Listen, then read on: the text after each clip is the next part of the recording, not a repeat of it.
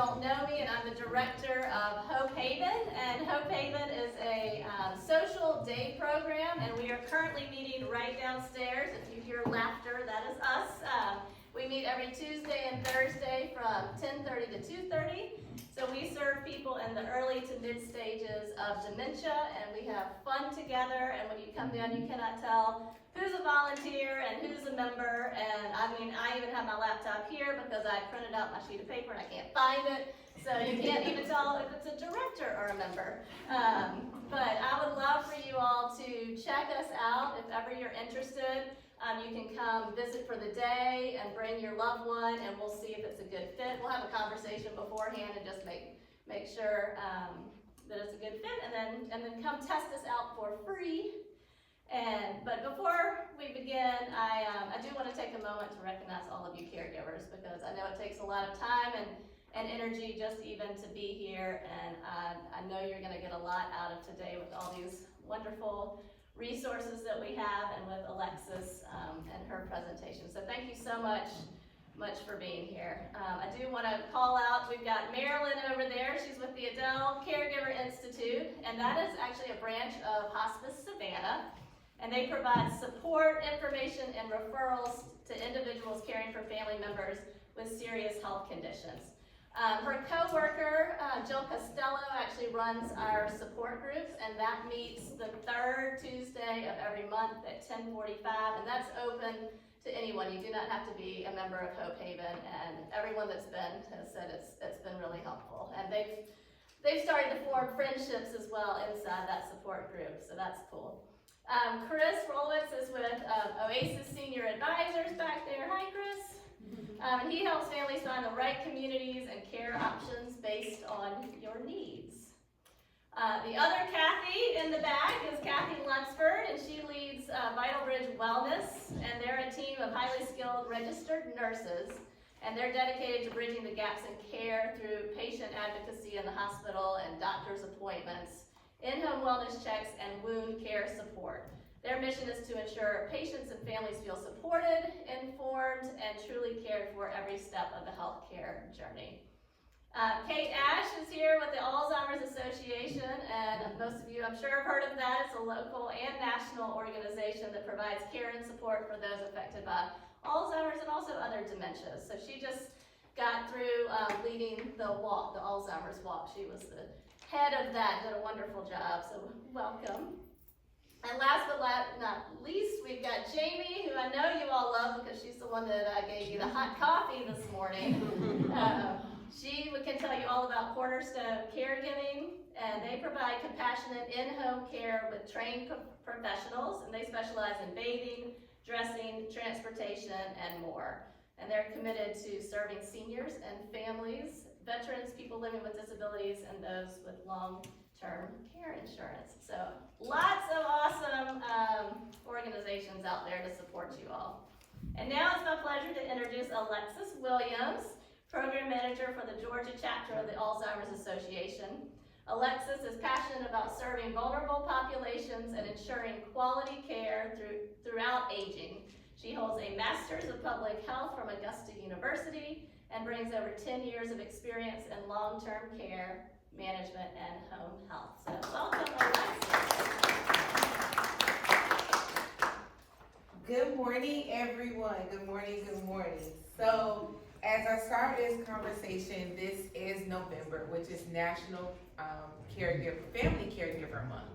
In the words of one of our former First Ladies, Rosalind Carter, there are only 4 kinds of people in the world: those who have been caregivers, those who are currently caregivers, those who will be caregivers, and those that will need a caregiver. And so as we sit there and think of those words today, we're going to journey through hope for the holidays. So caregivers journey through the holidays because, as we know, this is some of the busiest time of the year, but it's also some of the most stressful time of the year. We're getting together with a bunch of different family members, friends, all these different gatherings, and navigating and helping someone with dementia along the way can be a little challenging. So how do we find hope in this holiday season? First, we'll talk about just how the impact of Alzheimer's and dementia is in our community. So right now, we have an estimate of about 7 million Americans that are living with Alzheimer's. When we look at the Georgia chapter, or the state of Georgia, over 188,000 individuals are living with dementia of some form. And because of that, that means they need that network. They need someone to kind of help them with them, and that's why we're here today, right? And so it impacts about 374,000 individuals in Georgia. So we have about 374 people that's loving someone through this journey, an additional 188,000 individuals who are living with it. So now here we are at about 600,000 individuals in Georgia alone that's living with dementia, taking care of dementia, pretty much being impacted by it. And so because of that, we have to make sure we're allowing ourselves grace. We're allowing others grace during this journey, because one of the things is we never know what someone may go through. As Kathy was mentioning it earlier, you can go downstairs and there's a mix of volunteers and those that are, there but facing some brain changes, and you cannot tell the difference. Dementia doesn't have a look. They can look just like you and I. They can look just like a child, your sister, your brother, a family member. It doesn't have a look. And so that's how we have to make sure, especially during this time, is to allow others grace, but also take time to take a deep breath in and allow yourself grace. Because challenging and navigating all of that at one time can be a lot. When we look at also the cost of someone, in 2025, Alzheimer's and all other dementias will cost the nation about $384 billion. By 2050, these costs could nearly rise to be about $1 trillion. Because what the caregiving of this role continues to be a lot. As they journey on and maybe where they're fully independent to becoming fully dependent, and as that changes, the needs changes as well. And so how can we make sure we're doing the best that we can? So that's layering additional levels of support, that's talking to family members and things of that nature. So here's a quick video of for our facts.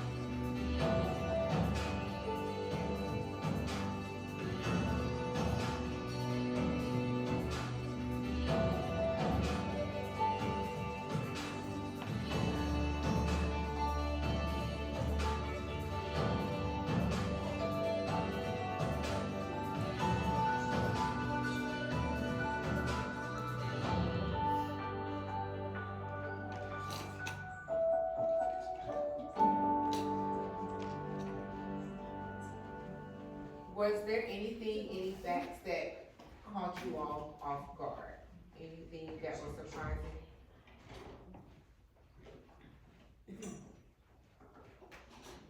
The Alzheimer's skills. Yeah. So when we hear breast cancer and we relate that to women, we hear how so many people have been impacted by breast cancer.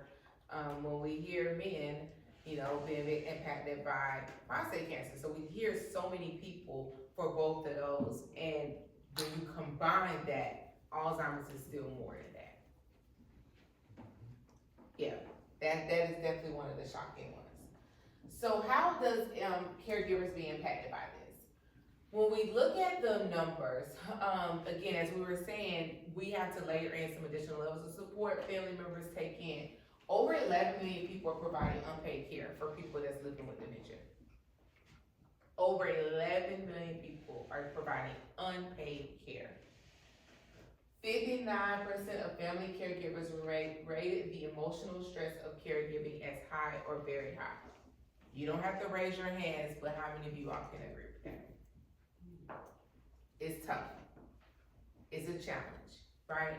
So we here to support you in this journey. So when we look at holidays these are some of the challenges that come up so many times with people.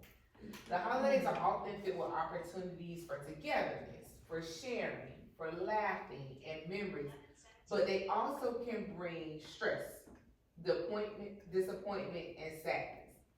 A person with Alzheimer's may feel a special sense of loss during the holidays because of the changes he or she may have experienced. At the same time, caregivers may feel overwhelmed by maintaining traditions while providing care. These are some of the biggest challenges that many people face, the traditions. Because we're sometimes stuck in our ways that we don't want to change. But I'm coming to you all today is again, grace is the word for today, is alliance of grace. If the tree doesn't get put up, it's going to be okay. If you don't make it to a family dinner, it's going to be okay. If your loved one doesn't make it to dinner, but you make it, and you have to provide, get somebody to come in for some respite services, that is okay as well. Gift giving, that looks different. Traveling, that looks different. Entertaining, visiting. So in 2017, I lost my grandmother to dementia. So this is not just a job. It's not just a career. It hits home. And traveling changed during holidays. It was a lot more work to get her somewhere else. So we went home. Brunswick, Georgia, so right down the road. And then some of us split off and we stayed at different houses or the hotel because too many people could be overstimulated. Too much noise could be overstimulating. So again, changing the entertainment piece can cause some issues. So when we take a step further to figure out how we can find hope in the holiday season, we're going to take it down, but these are 7 suggestions that we have for you all, and we'll go through each one. Make sure others know. There was a time where what goes on in this house stays in this house. Anybody heard that saying? We're not in that time anymore. Okay? Build on traditions and memories. Involve the person with dementia. Plan ahead. Adjust expectations. And let others contribute. So number 1, make sure others know. Let guests know what to expect before arrival. If you all are getting together for Christmas and the only time it is Christmas, you may have felt the change, the caregiver stress change. It's causing you a lot more, right? But you don't necessarily realize how different they may look from December 2024. So go ahead and start having that conversation if people are coming or if you're going somewhere.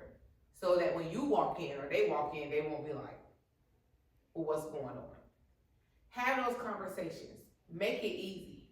One of the things that we also don't realize is that's a little therapeutic session. Because now it's like, look, Mom has had these declines and I'm having to do this. And you don't realize sometimes talking that out will allow you to release some of that burden, release some of that stress. Because when we're holding it in, we're putting that stress in. So everybody kind of pull your arms out, pull it in real tight, and I just want you to be like this, really tight. Is that comfortable? Mm-hmm. Let's start talking. As we talk some more. Maybe let's say our ABCs. So we're focusing on ABCs. A, B, C, D, E, F, G, H, I, J, K, L, M, N, O, P. Keep talking, release. Release a little bit. Release, W, X, Y, and Z. So as you're talking, you're releasing. And you take this deep breath out. Because now you don't have all of this bottled in, holding it in for so long, because you're able to release it. And so go ahead and let others know to expect. Let them know before they arrive so they can know. For example, what activities can the person that's living with dementia, what does that look like? So if you know that they're normally able to make the best dressing, well, they can't do that. They can't follow that recipe anymore. But say, okay, I know you normally come in and Dad does this dressing. Well, he can't really do that anymore, but just have him sit there and maybe he can just stir the pot afterwards. But go ahead and let them know and come up with some alternative plans from there to help out. Building on traditions and memories. So staying with that dressing. And he normally makes the dressing, it's normally good, he normally does it all. Well, he can't. Well, what can you change? So take time to experiment with new traditions that might be less stressful or a better fit with your caregiving responsibilities. So yes, you may want to keep him in the kitchen because he was a chef, retired chef. So you can keep him in the kitchen and talk through it. Well, what you think about, maybe they can't say, okay, well, you need to add some broth to this, or you need to stir up this, or you need to saute the onions. I said, what do you think? Should I add some onions in there? Simple question. So now you're engaging them, you're making them think, but then it also doesn't say, well, they have to come up with an idea of their own. So the question changes to yes and no. Well, I think I'm gonna do this, but let's give a little better taste. And let's try it. So again, just try and figure out what ways work. Don't wait till the week of Thanksgiving to try it out. These are some things and practices you can start putting into place now. And for Christmas as well. What are some different ways you can engage them? Because the thing is you want to make sure they are in their best selves. So if you are normally used to having dinner later in the day, but because right now, daylight savings times is hard. Can we all agree? Daylight savings time is hard. It's hard for us that's not facing brain changes. But when someone is having some brain changes and they having these cognitive declines, it's even harder. That sun is going down, so sundown is kicking in a little earlier, a little longer. So instead of us having maybe a meal at 4 o'clock and we're finishing at 5, 6 o'clock, everybody's still around and now it's dark and the agitation increases, maybe dinner needs to be lunch. Maybe, we know that their best time is actually early in the day, so maybe no longer dinner or lunch, we're having brunch. We're still getting together, we're having this family time, we're eating. If it's Christmas time and we're exchanging presents, we're doing that at that time. Nothing changed but the time. If you change the time, did it hurt you to change the time? Physically. Did it hurt them to change the time? Did it hurt somebody else to change the time? The answer is typically no for all those 3 questions, so why can't we change the time? The tradition just looks different. We're building on what we're doing. We're still having that togetherness. It's just a different time. Again, going back to our chef, the cook. Involve the person with dementia. I always tell individuals, remember, they are still a person. They just communicate differently. And so that changes how we communicate. So involve them in safe, manageable preparation. Yes, they can't cut up the onions anymore, maybe. They maybe can't stand on top of the stove and saute something. But can they stir it? The bowl? Can y'all have some conversations? You can even, if they're at this stage, y'all can even have a competition. You have one bowl, they have another bowl, and I'm gonna stir mine faster than yours. Mine is gonna be better. If they were a competitive type of person, use what you know about the person. I tell people all the time, so if by chance I'm the one that gets diagnosed with dementia, I'm like, just make it a game for me. Make it a game. And if that doesn't work, adapt. Because with dementia, that can change. There could be one person that's very sweet, lovely person, and then that switches. Anybody face that? Or vice versa. They were nothing to play with. And then now all of a sudden they all become sweet. But again, using what you know about someone. So utilizing what are the things that they really, really enjoy and seeing if that works. If that doesn't work, do the complete opposite.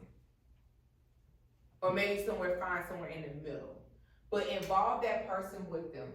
Ask him or her to, maybe when you're wrapping gifts, for instance, pass the tape. Or let them wrap it. Who cares if the wrapping paper is all bundled up? It was wrapped in love. However it may be. If the whole roll of tape was used, it won't make a difference. Because for me personally, every time when I'm wrapping, I lose a roll anyways. So what's the difference of losing a roll and then they putting the whole roll on something? Again, what can you do to involve them? Next is planning ahead. So when attending a party, prepare to host for special needs. So say for instance, we're going somewhere. Well, is there a quiet room that they can break off to?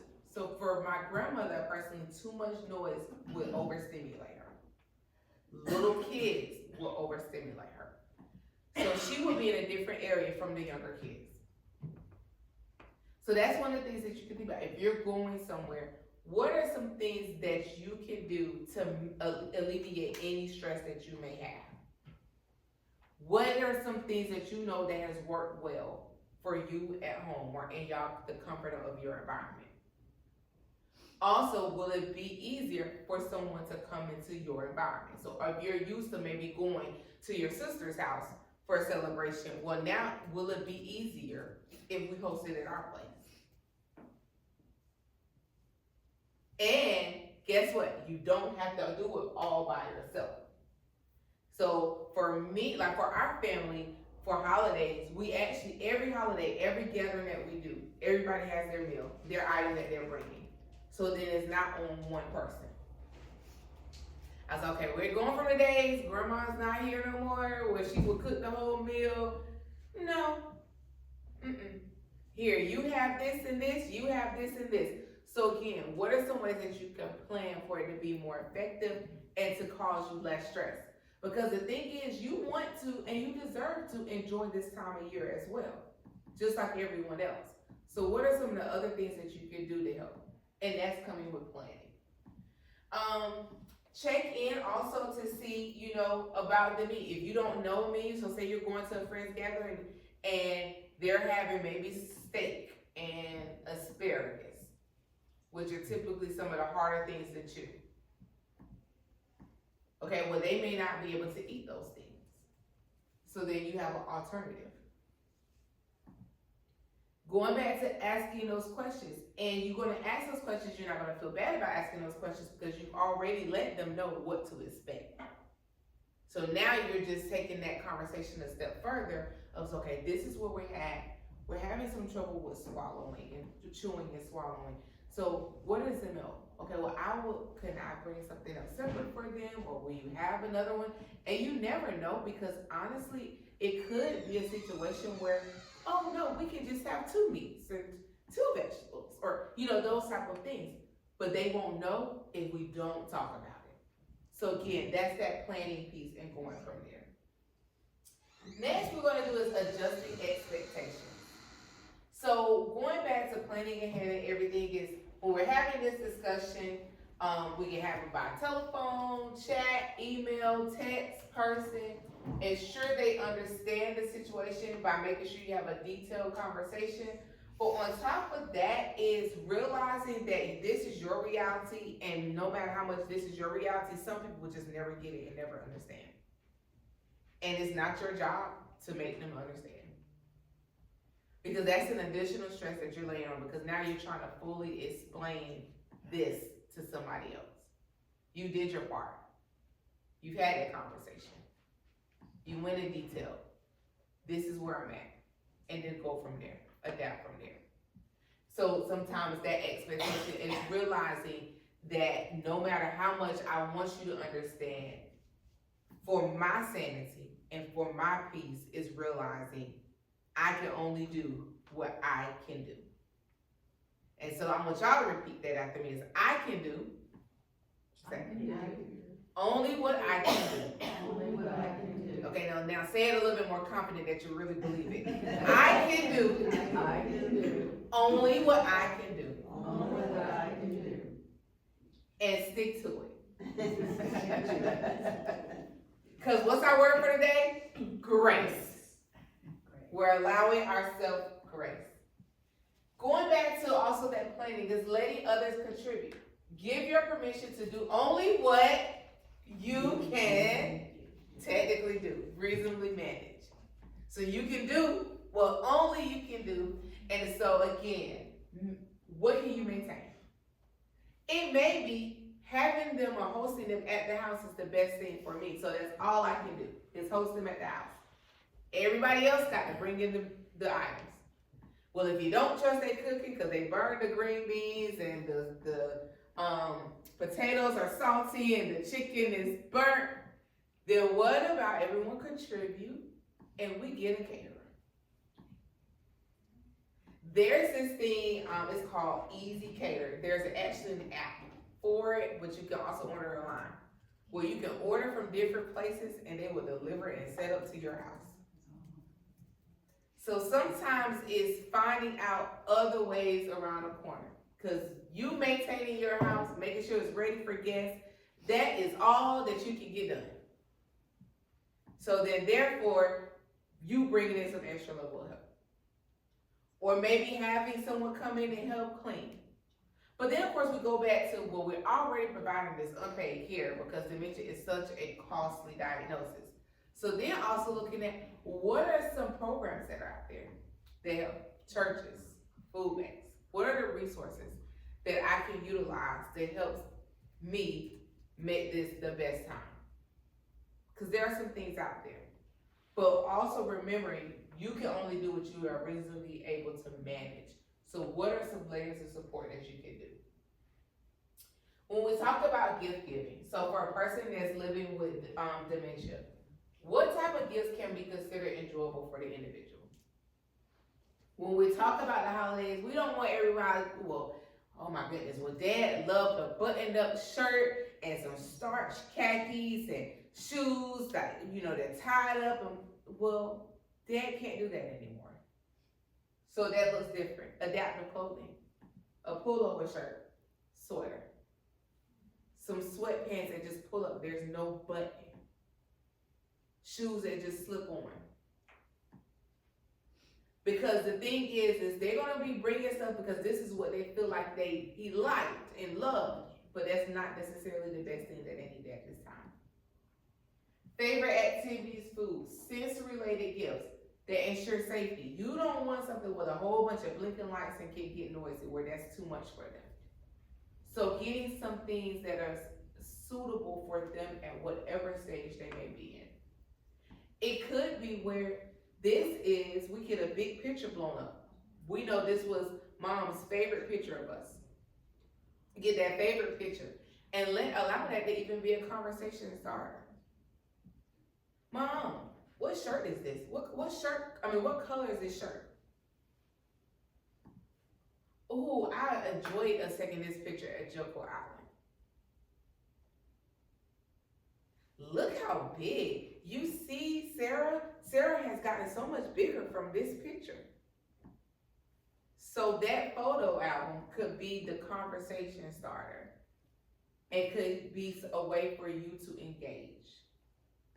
Because that conversation looks different. And when we're caring for our loved ones, evaluate the individual's needs. Expect changes.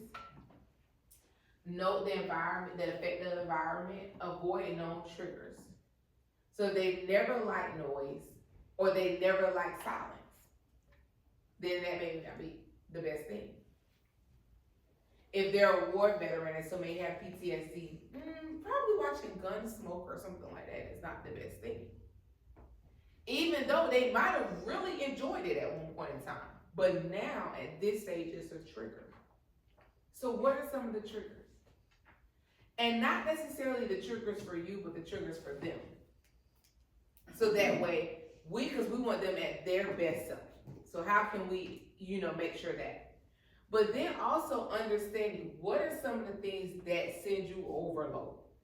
So if they really, really like quietness, but quietness drive you insane, having them in an area where some quietness, and you may be watching a show with some headphones on with your music, or you're going in another room and allowing yourself a moment to breathe in the environment that you like as well.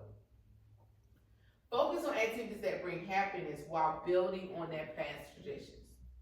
So again, what makes you all happy? A happy, healthy, healed caregiver is the best caregiver to someone that is, living with dementia. You can't pour from an empty cup. We've heard that before. So what are some things that you can make sure you're maintaining your sanity as well? So coming maybe here, Savannah respite two times a week. That allows you a moment for them to do their thing, but you to also do yours. And build on from there. Encourage participation. So going back to that picture, so the conversations may slowly become less and less. So we're unable to have a conversation where I can say, well, what did you do today and what did you eat? Well, I went to Savannah Restaurant and I had a great day. Well, they served us some cube steak and mashed potatoes. That conversation changes. Now it may be, how was the cube steak today?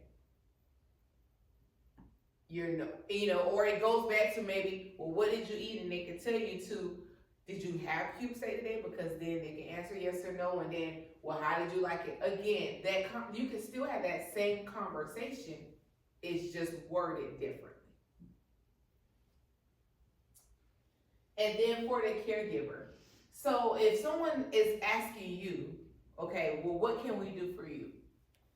House cleaning, laundry handyman services, laundry services, restaurant gift cards, spa days, volunteer services to visit the individual to give caregivers respite. So those are some of the things that we don't necessarily think about because we feel we have to do it, but these are perfect gifts for someone that is always in a caregiving role. Is allowing somebody else to do it. Because the thing is, just because it has to be done doesn't mean it has to be done by you. We can't do it all. So this is an additional task. If we think of, say this is our spouse or our parent, and we think about we're raising children, we didn't necessarily do everything by ourselves. We split those roles. So as we journey on through it, somebody else needs to split these roles. So some of these are things that we can do. And with traveling, go with traveling options that provide the most comfort and the least anxiety. Airports are hard. The busyness and the shuffleness, right? If that's one of the things that needs to be done because you can't drive for 20 hours, maybe one of the things is, okay, we're going to do an earlier flight or a later flight, whichever one. We're going to get wheelchair accessible, so then their priority, we can kind of go on through. Even if they can walk just fine, get it. There's no extra cost to it. There's no harm in doing it. And alerting someone. And going to familiar destinations, because sometimes changing environments can cause a lot of stress. So you want to make sure you're in places that's familiar. Create an itinerary. So if you know they're normally up at 6 a.m. and they're doing this and breakfast and blah, blah, you want to kind of keep that same schedule. Keep that same itinerary and build from there. So yes, you're going somewhere else and you want to do this. What is some downtime, or what are their highlight times, their best times? And build the schedule from there. Because that way, they're not coming completely out of their comfort zone. We saw an increase of individuals with dementia during COVID. Not because COVID made them have dementia, but because their routine, their schedule was changed. And so you want to make sure it's doable, but how can you build in from there? And keep a bag of essentials with you at all times. I know for me, we flew when my daughter was 6 months, and I had a whole extra bag of just, we had a regular stuff, but an extra bag that I had with me, an extra outfit for me, and an extra outfit for her, like outside of the bag that was in the diaper bag, and these different things, because those are some of the things that will work. Had headphones because they help with the mask the noise and the sound of the flight. I was nursing, so we did the times around her nursing time so that What are some different things that you can pack to make it a little bit easier for you? My grandmother riding in the car, again, that's why I said we had to eventually be in Brunswick, was a lot. So making sure she had her anxiety medicine right before we did a long drive. Or if the anxiety medicine is at certain times, I'm planning the drive around that time. And then I'm going to have a handy bag of essentials right there. So maybe coloring or something that works well for them. Maybe having a fidget, those little pop-it things where they can just kind of focus in on those, hyper-focus on those. Again, what are some essential items that you can? Safety is also a good thing that they can make sure we remember. Certain food, again, may cause choking. So again, what is the menu? So we can make sure we have that in writing. Decorations. You know, well, now we have a bunch of those inflatables. Those inflatables sometimes can be scary, or they might try to push it and whatever. So again, what are some things that you need to make sure you consider? There was a shopper, love shopping. Well, we know when the holiday time, it gets really busy. Going out, especially like Christmas time, the 22nd, 23rd, 24th, we don't want no parts of it. So maybe changing the timing of that as well. They can still go, but changing it. Going to stores where they have a cart where they can kind of navigate.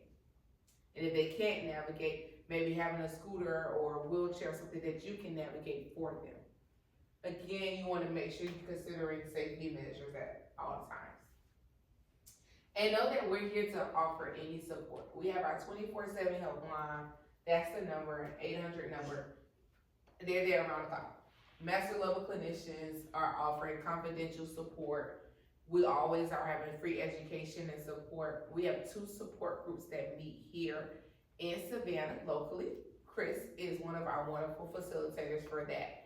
The first and third Thursday of each month. We have a flyer on both his table and our table of the times that they meet. It's nothing like being around other individuals that's journeying through it, so you can see what's worked for them and what didn't work for them. You can give advice as well. And then any education. We have some education on healthy living and understanding what it is, the warning signs, and how to manage money. We have so many educations, and it's all free of charge. Because we're here to offer that support and make sure you have hope during this journey. Are there any questions? Is there anything that you all were expecting that I did not address, and we can talk about that? Yes, ma'am. I've got to go, which I've taken medicine to the doctor. But this is very informative, you're very informative. Thank you. And it's been really, it's always helpful to hear what other people are going through, sort of, and to have ideas about alternatives that we can choose. Thank you. Good. So I really appreciate it, but I hate to do this. I brought my brother this morning, then I went back, then I came here, then I went to get my. Well, we're done. You made it to the end. So you're great. Thank you so much. You're welcome. Thank you. You're welcome. You're welcome. And I know she was walking around with a sign-in sheet, so hopefully everyone did sign in. I will be hanging out, so if you all have any questions, this is our